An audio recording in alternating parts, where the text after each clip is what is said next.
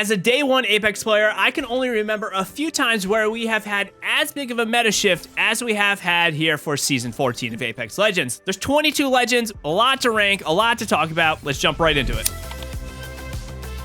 I don't believe any legend in Apex fits in the D tier, which would be bad, as any legend is viable when it comes down to the specific player and the playstyle you are looking for. It's been a while since I have put someone other than Mirage on the bottom of my tier list, and it hurts me to do it, but Revenant, one of my favorites and even top played legends, is taking our bottom spot at a borderline bad C-.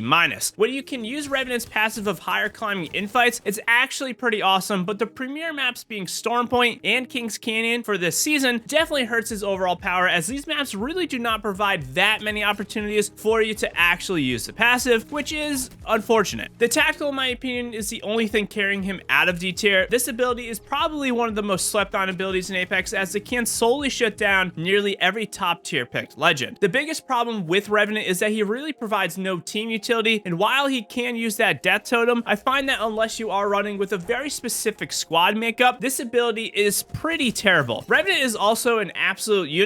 He's pretty large. It was heavily rumored that we were going to get a rev buff this season, but this did not happen, and we will have to wait and see if something does come in the future. Our first C+ legend is going to be my first ever Apex Legends main, and this is Lifeline. If we take a quick trip down memory lane, Lifeline went from being able to manually revive players with a shield to also having fast heals, to losing fast heals, to being able to remotely revive players with a shield, and then losing her revive shield altogether. And after all of this, another legend comes into the game who can revive players, but not only this, he is mobile and also has a shield. Even if we do put this aside and we look at her as she is now, Lifeline is kind of just average at best at what she does. Her passive of reviving is definitely still good, but unless you have the proper positioning, it really is not going to turn out that well, and the passive only works a small portion of the time, and it is reactionary, meaning you need to be losing in order for you to actually use the passive. Her ultimate care package did see a buff, but this I find is really not that worth it and not that great after the first use, and even then, I don't love how loud and noticeable it is to those that are around you. Lifeline's tactical healing drone for me is the best part of her kit, as you can heal up in a fight while dealing damage or popping up some shield cells to get double the amount of heals off. Lifeline is just a fine legend these days, but when it comes to reviving or supporting the team, there's others that can do it a lot better. At C+,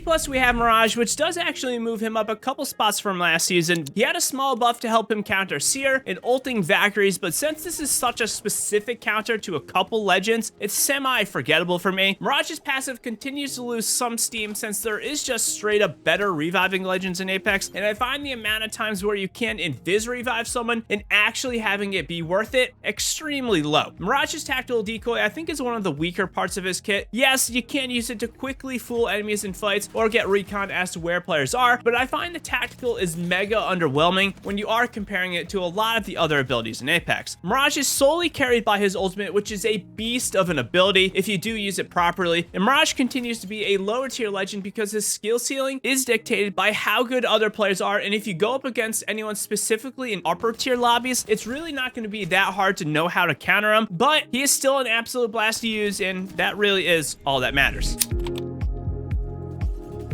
Moving into the B tier of legends that are good, decent, and great, we have one that kind of hurts. I put Bangalore at a borderline C tier at B-, and it is for a handful of reasons. One is called Seer. I took a hard look at Bangalore this season, and I bumped her down a little bit, mainly due to the fact that Season 13 saw Seer come back in a huge way, and we are still just in a scanning meta, which continues to hurt Bangalore season after season after season. Bangalore's passive is still great to use to push up and escape with the speed boost, and it's probably one of the best parts of her kit, where her smokes are just fine. If you do not play against a scanner, she's pretty great, but there's going to be one of these legends on pretty much every team that you fight, which honestly hurts you more than helps at times. Bang's ultimate is also pretty decent at creating avenues of cover or advances, but it's a pretty dated ultimate at this point, but it still does have some uses. If you are playing against no Seers or Bloodhounds, Bangalore is honestly more of an A tier legend, but until something happens with the crazy amount of scans or her smokes get adjusted, she's really not viable viable over most other hybrid and aggressive legends. At a straight B tier, we do have Wattson, who did not really see any changes for the season, but her fences are a bit more reliable or less buggy when it does come to placing them now. Her passive of shield regeneration is semi-negligible, although it's nice not to have to pick up as many shield cells. Holding more ultimate accelerants though is pretty nice. Nothing new with her tactical fences, still great to hold up areas, but they generally aren't the meta for pub smashing, and Wattson absolutely shines more in a ranked environment when it does come to this. You can be aggressive with her fences, but it requires a ton more work than a lot of the other legends who do things similar to her. Her ultimate is still a top tier ability though, and being able to heal up the squad post fight and stop ordnance is always a welcome thing. Nothing bad really with Wattson. She's still a good legend, but unless you are specifically catering to her type of playstyle and your team, then there are going to be better killing and general power play legends. Moving on to the B plus tier, we have one legend that I still stand by is a misunderstood legend, and this is Crypto. Crypto is kind of an odd one though, as he has been both better and worse than he was a year ago. He's better because you can do more without being in your drone, but he's also worse because the meta of Apex has simply picked up to be faster and faster and faster, which kind of does hurt Crypto. His passive doesn't exist, and that ultimate EMP is great to farm up damage when you can counter a fair amount of the legends in Apex that are pretty popular right now, from Newcastle, Gibraltar, Caustic, and even the amp portion of Rampart's walls. His tactical drone has way too much utility to not recommend though, from pinging beacons, respawning players, picking up cards, seeing how many teams are around, reloading your guns, and more. Crypto gets the B plus spot mainly because he is such a good legend for team utility, and if you are playing slower and if you are playing with Crypto's playstyle in mind, which kind of fits into the long range meta of the season, then Crypto's a pretty good pick. One legend who has slipped a handful of spots for me this season is going to be Ashe. Nothing has changed with Ashe, which is good, but in general, I think her kit could use a little bit of love. Ashe's passive is going to help keep the flow of battle going when you are looking at the minimap, but this feels more like a convenience ability at this point. If you do happen to get near a death box to ping, it's nice, but rarely do I find it useful mid-fight to the point of where it's actually going to change a battle. Her tactical is probably the weakest part of her kit though, and while you can snare someone and make plays off of it from time to time, I think the snare could use a little bit of a buff in its speed to get to the target and maybe even get 2 charges. Ashe's ultimate is where she shines. This continues to have a lot of utility to breach in and out of areas or to save teammates that do get knocked. Ashe is still a great legend, but I think she has fizzled out a little bit in the meta of Apex, where many other legends just have a lot more utility for their team or just some more killing potential. If you haven't tried it yet, you absolutely gotta. Big thanks to Glitch Energy for sponsoring this video. Glitch continues to give me the boost in focus and energy while also having a ton of delicious flavors. Whether you want a tasty drink or are looking for some late night energy, check them out and grab the After Dark Starter Kit for a handful of flavors and a glow-in-the-dark shaker. Use code TimProvision for 25% off all your orders, and thanks for the support. If you haven't realized it yet, Apex honestly does an incredible job at balancing most legends, and if you are playing the legends in the right way, most legends are viable, which shows by the amount of legends we do have in A tier this season. We start at the bottom of A tier with Loba, who has consistently been a pretty amazing legend when her bracelet actually works. It seems to mostly be fixed, but Loba gets the good placement solely due to her supportive capabilities with the black market and her repositioning power with the tactical bracelet. I do think Loba should also get a little extra notoriety this season, as seeing and finding loot on the even improved Kings Canyon can be tough, and she's gonna help a lot with this. More loot or quicker loot means more fights, which also means improving faster, which is why I continually recommend Loba for those looking to streamline their Apex experience. The weakest part of her kit will be the passive of seeing loot through walls, and this is really not that great once you have landed off the spawn, but increasing your chances at survival during the early game is definitely never bad. Loba is a legend who I don't personally love to run because I want someone with a little more killing potential, but I don't think anyone doesn't like when they do have a Loba on their team for that extra free loot. Much like Loba, we also have Fuse at A-, who sees no tier placement or in-game changes from the previous season. Fuse has really come into his own over the past little bit, and he's a great pick in nearly any mode of Apex. The tactical clusters are so fun and so good to use, and also really annoying to go up against, and it really can cause a lot of headaches for your enemies. His passive of holding more grenades and slinging them farther actually saw an indirect buff and nerf, as the gold bag now lets him carry more big kills missiles, which in turn can let you carry more grenades. Arcstar saw a nerf though, so I guess maybe this could be considered a semi-nerf to Fuse, although I don't really consider this to be the case. Fuse's ultimate is still really good if you are using it properly, and I think a lot of people sleep on the sheer power of this thing and the amount of damage you can do in such a short amount of time, especially if you link up Fuse's ultimate with his knuckle clusters. If Fuse does falter in any aspects of Apex, it's probably his team support, as he's mostly a legend who is all about himself and he doesn't have too much utility for your squad. Fuse is a great legend, a fun one for most as well, and I think anyone should be able to find success with him. Our third A- legend is going to be Rampart, who does see a small bump out of the B tier from last season. No real significant changes to Rampart, but she will have an easier time placing walls due to team collision being adjusted. Rampart sees a boost primarily due to the meta we are entering, which is a lot more long-range fighting, and thus her boosted damage from the amped walls are gonna greatly help with this. The walls seeing a buff at the start of last season also should not be forgotten, and they really feel like they are in the perfect spot right now, where you can quickly get makeshift cover and they aren't getting one-tapped by weapons when they are trying to activate. Her passive is fine, but generally you won't find the full effect of this, as the Rampage has been care packaged, and this kind of just leaves the Spitfire, which did even see a little bit of a nerf. Sheila is also still really great, but I think it's still a little bit more of a liability if you are in a one-on-one, as players can easily avoid dying by it with movement and understanding how to counter a Rampart in her ultimate. If you do get an opportunity to third party with Sheila though, it's literally insane, and you could get 6 or 9 kills with one magazine with this thing, which is pretty wild. If you want a great defensive legend, damage farming legend, or a legend with some ranked viability, Rampart's a great option. We now have a legend who has changed the most since last season when it comes to my impressions of her, and I absolutely welcome it. Mad Maggie is our final A-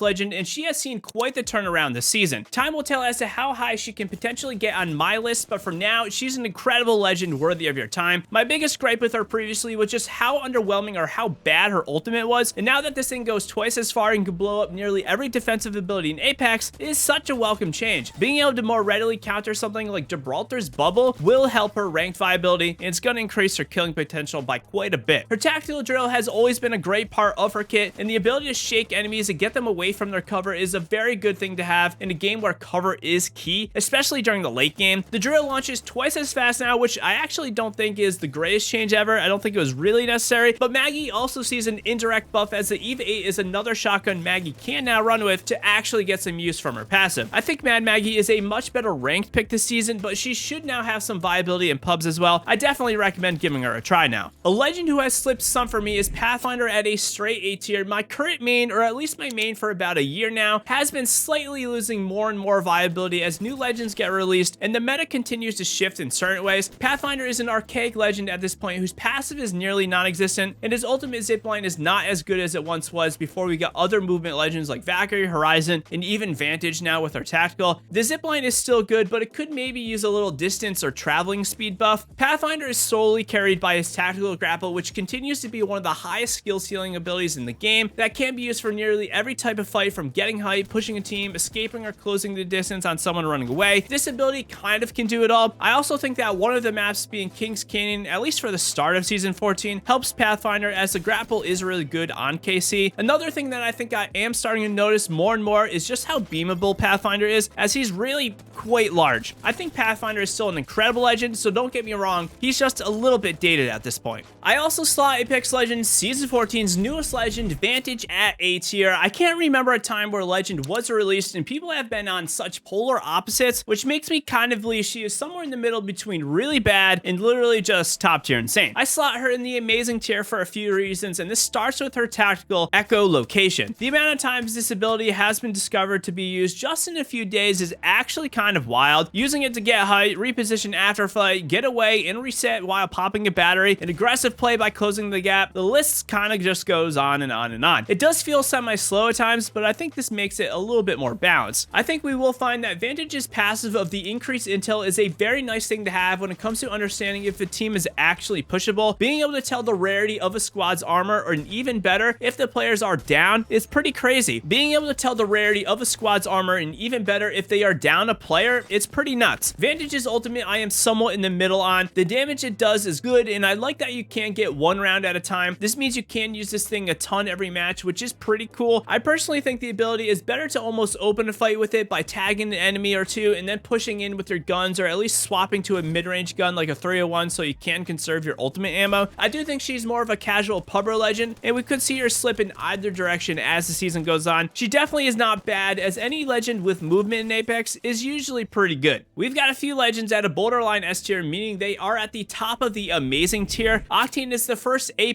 legend, and he has seen no changes in quite a little bit of time now. Not really a lot to say about Octane that you don't probably already know. He's a great casual and ranked legend with a little extra speed and some team utility with the pad to help them jump on enemies or rotate a little bit quicker. Octane kind of can do it all. He's a very basic legend, which makes him approachable for new players so they can focus on their gun skill. We don't per se rate on fun, but he is a blast for most to play. But outside of this, he is just viable in the meta of Apex, which is speed, movement, and gunplay. All of these which Octane does help enhance tenfold. The second A+ legend is Caustic. Caustic seems to have landed in a pretty good spot where he is a very great hybrid legend who can find usefulness in all modes of Apex, although I do think he shines more in a ranked environment, which can be a little bit slower at times. The passive of seeing enemies in your gas is good if enemies are trying to fight in your gas. The gas traps makes fortifying buildings and slowing enemies down an absolutely wonderful thing to have. Players still don't want to try and fight in the gas because they know it does catch up to them pretty quickly, and since taking damage and being disoriented kind of just all adds up. Caustic's gas grenade is one of those abilities in Apex that really is just uncounterable outside of you doing a very few specific things. Once the gas grenade is on the ground, there is no way to really get rid of that gas, and you just have to relocate or you are going to end up getting wiped. Caustic's slower movement and more methodical playstyle doesn't really lend himself to a pub warrior environment, but again, in ranked, he honestly is probably an S tier pick. Definitely use Caustic if you want an all-around incredible legend. Newcastle is our final A+ legend, and boy do we have some things to talk about. He actually does not move up much in my list from the previous season's launch, but I might have rated him a little high at the start of Season 13. Season 14 sees a slew of buffs to the revive capabilities and tactical shield that really make him an absolute beast of a support, defensive, and even aggressive legend. His passive reviving, in my opinion, is the definitive revive ability in Apex. Being able to move enemies and doing it with more mobility now is kind of just OP. Combining this revive with his tactical mobile shield also can let you have a complete array of coverage if you are doing it properly, and since this thing did see a buff, it's even harder to break now. And if this was not enough, having an ultimate that affects movement by leaping to the team or completely blocking off doorways is another way to support your team and make the area you have very difficult to breach. Newcastle really has it all. I honestly think he could go up a little higher than I have placed him right now, and we will see how the season shakes up. If you are enjoying the video, do me a huge favor and hit that like button. I truly appreciate it. And if you want to chat with myself, the community, and never play with those random bots, hop in the community Discord. I'd love to have you. The best of the best are up at S tier, also known as the top tier and insane legends. Any of these legends will find success in Apex Legends in pretty much any mode, and they have abilities that are great at killing or supporting the team, and if they do lack in one of these areas, they make up for it in another. Some hate her, some love her, but Wraith still gets a top tier placement on my list, and honestly, King's Canyon being highlighted this season probably helps her a little bit. There's not a lot to really say about Wraith. She has incredible resetting capabilities and can kind of carry the team on her back if needed. She's got a small hitbox, which greatly improves her survivability, and her tactical helps accentuate this. The portal I still think is pretty solid, although dated, kind of like Pathfinder's zipline, but she can do a lot of interesting playmaking with aggressive fighting, to reviving, to team transporting through the open. I also think that Valkyrie getting knocked down a peg probably helps her a little bit, and I still think she is worthy of your time. My next legend took a small peg down from last season, and this is the big guy Gibraltar at S-. Gibraltar still has an insane amount of usefulness that will benefit any team in both ranked and pubs, a passive gun shield to farm up damage and win those one-on-ones, a tactical dome shield that is arguably the best ability in the game, and an ultimate bombardment that can be clutch for various types of utility plays or just eliminating an entire team. Gibraltar is honestly one of the best legends in Apex, and I brought him down a little bit because I do think the thought process and the overall meta of Apex has shifted a little bit this season. Mad Maggie getting a buff that can destroy Gibby's bubble is another reason why I do think you will have a little bit harder time running this ability. Still, with all this, if you want a legend where you can be both aggressive, defensive, and even supportive of your team, then Gibraltar is the pick for you. The question I do have is, will Newcastle overtake Gibby? Let me know in the comments down below. I am curious to see what people think. Bloodhound is our next legend, rocking in an S- tier. They have been an unstoppable force in Apex ever since their massive Season 6 buff, which means it's been about 2 years with them at the top of their game. If anything though, Bloodhound's passive is forgettable as tracking has its usefulnesses, but it's not always going to matter matter too much. This tactical scanning play though is really where Bloodhound shines. There's a reason why people call it wall hacks. Getting all that info with a simple press of one button is just too good, and it's absolutely brainless of an ability to use, which means even the newest of Apex players can have some success. Of course, Bloodhound's ultimate also puts them into a killing frenzy, and this is where the real power in the Hound lies. Using this thing in fights is a great thing to have, not only for Bloodhound, but for the entire team. Just because some other scanning legend is in the mix today doesn't mean Bloodhound is bad, and Kings Canyon absolutely helps Bloodhound out as well. To my surprise, I am still slotting Valkyrie in the S tier category at a straight S tier. Valkyrie fell slightly from my premier legend spot of previous seasons, as her storm point viability is going to be hurt, as she's not going to be able to cross quite as many of the large mountains as she used to be able to. That being said, on Kings Canyon, she is still so good at helping getting the team around, as the mountains on this map are a little bit lower. I didn't bump her any lower because even with all the nerfs to her ultimate, jetpack fuel, and tactical missiles, she kind of is just the same, just a little less good, which doesn't say that much because she was brokenly insane. All of Valkyrie's abilities are great. I don't think I need to say much about the specific abilities. She's been around for a while, and she has the complete package of abilities and is still very worthy of a spot in your squad. We did just hint to this legend, but Seer's also rocking in the S tier. In any game, Apex and others, certain legends can lay dormant, and much like Seer did, all it really takes is a gradual shift in meta, gradual shift in the game for players to start developing certain playstyles, and thus the return of the Seer meta has come back since his launch. This of course is accelerated by the popularity in the ALGS, but something like this was inevitable, and it's gonna happen no matter what. That out of the way, all three of Seer's abilities are pretty wild. His passive is uncounterable, and not only this, you have no idea you are being tracked. The tactical scan is probably one of the biggest playmaking abilities, as being able to scan people for your team, seeing their actual health bars is too good. Not to mention canceling healing items, abilities, or a revive, it's pretty broken. And then we do have the ultimate, which being able to constantly track enemies' whereabouts while you close in and play off of this intel really makes any decent player a deadly one. If you want to be the team information gatherer or play fairly aggressive, Seer's gonna be it. And sliding the top slot of Apex Legends Season 14 for me is gonna be Horizon. Horizon's Black Hole did see some small nerfs, but really, they aren't that relevant, it turns out. Extra damage from grenades doesn't do much, and taking friendly fire and hurting your own ultimate also does not matter much, as the playmaking with Horizon's Black Hole really comes from the moment it is activated, and not so much beyond that. It's not like players are walking into the Black Hole from the outside, or at least not too often. Her passive is mega good. Being able to move more in air and getting around those corners quicker and having more steep angles means surviving longer. Not to mention falling from height or sliding into battle is absolutely key and very hard for enemies to track you. The tactical lift is also great for getting your team in and around battles, but I find this is kind of where her power all lies. Flying up, raining fire down on enemies, throwing grenades, popping a battery, and resetting a fight. This lift really does it all, and on a very short timer. Horizon might not be per se the best legend at team support or even the best at defensive playmaking, but Horizon's killing potential and survivability make her an extremely attractive and good pick in both pubs and ranked, which is why any Apex Legends player really needs to consider using her. One thing that you do need to know though is how to beat out the competition, so check out these 24 huge Apex tips to master your game this season. Happy gaming, Legends.